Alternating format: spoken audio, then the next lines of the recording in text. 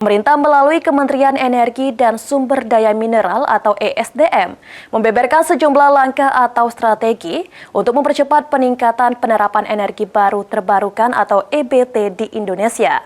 Direktur Jenderal EBTKE ESDM Enia Listiani di Tangerang, Kamis 16 Oktober, menyatakan pemerintah telah menambah jumlah kapasitas EBT 42 GW listrik hingga menambah jumlah PLTS yang ditargetkan mencapai 100 GW pada 10 tahun mendatang.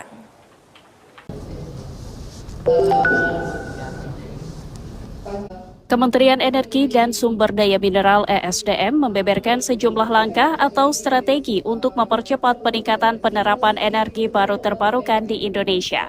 Direktur Jenderal Energi Baru Terbarukan dan Konservasi Energi ESDM, Enia Listiani, di Tangerang, Kamis 16 Oktober menyatakan pemerintah telah menambah jumlah kapasitas pembangkit listrik selama 10 tahun ke depan dengan kapasitas mencapai 42 gigawatt.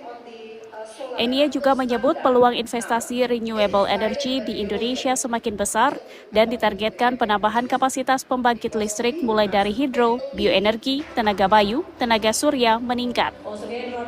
Jadi ini satu komitmen kita untuk benar-benar melaksanakan apa perintah Presiden dan sudah diterjemahkan oleh Pak Menteri SDM untuk ditulis di dalam RUPTL. Jadi itu sudah satu komitmen dalam 10 tahun ke depan harus tercapai. Bahkan ada tambahan additional 100 gigawatt untuk PLTS yang dalam 10 tahun ke depan juga harus ditambah. Tadinya hanya 17 giga, tapi sekarang sudah bertambah.